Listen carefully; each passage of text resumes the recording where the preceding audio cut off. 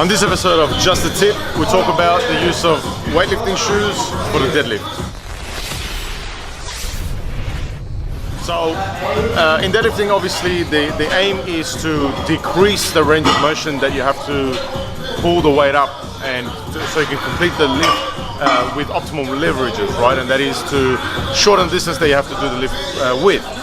So, because of that logic, obviously, you'll see that majority of people, when they deadlift, majority of lifters, they will deadlift in very flat shoes. So, shoes that have pretty much no sole. So, Chuck Taylor's is a good example, and any other sort of deadlift specific shoe. Actually, come, I'll show you my one.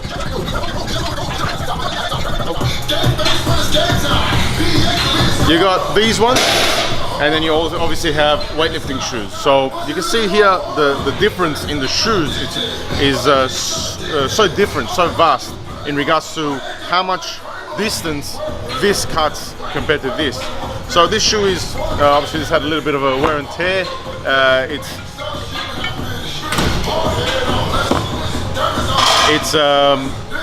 But it used to be very grippy. So this is obviously worn out a little bit, but it used to be very, very grippy. Still is, but you can see that this is all there is to the sole. For me, it's perfect for the deadlift. And then you have something like weightlifting shoes. Obviously, much more of a heel, so this increases the distance that the lift has to be completed. The other usual disadvantage to something like this is that because of the heel, you tip forward much easier onto your toes. You can fall forward much easier. And so because of those disadvantages, typically you don't see people using weightlifting shoes in powerlifting competition for the deadlift. But does that mean it should never be used? Is there a time where it can be used to optimize somebody's technique and get a little bit more out of the deadlift? Absolutely, there is. Usually, the case for the use of weightlifting shoes is for people who have tight ankles or immobile ankles for whatever reason. It could be a previous ankle injury. It could be a previous calf injury. Maybe Achilles has torn in the past, and so it doesn't have the same flexibility and stretching ability that it used to, and they just simply cannot get into the position they need to, especially as a conventional deadlifter, to be able to get the most out of their leverages and the way that they're built.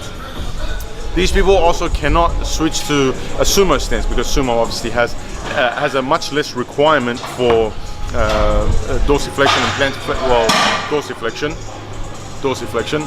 So sumo's out of the question for these people. They have to do conventional, and sometimes for these people, the use of weightlifting shoes can do great things in regards to being able to actually get them to deadlift once again and deadlift comfortably. Until hopefully such a time comes when they can work on their ankle flexibility and mobility, and then they can get rid of them. But sometimes even that's not an option. They just have to deadlift with the weightlifting shoes. Can you become a good deadlifter with weightlifting shoes? Absolutely. If you have a look at Olympic weightlifters themselves, they're a prime example. They're all very strong pullers. Sure, they may not be to the same caliber of powerlifters or strongmen, but they're still very decent and very good pullers. So in regards to the use of weightlifting shoes, if you're having problems being able to get in position because of ankle or calf tightness, then try weightlifting shoes for your deadlifts, especially if you're a conventional puller, and see if it makes a difference.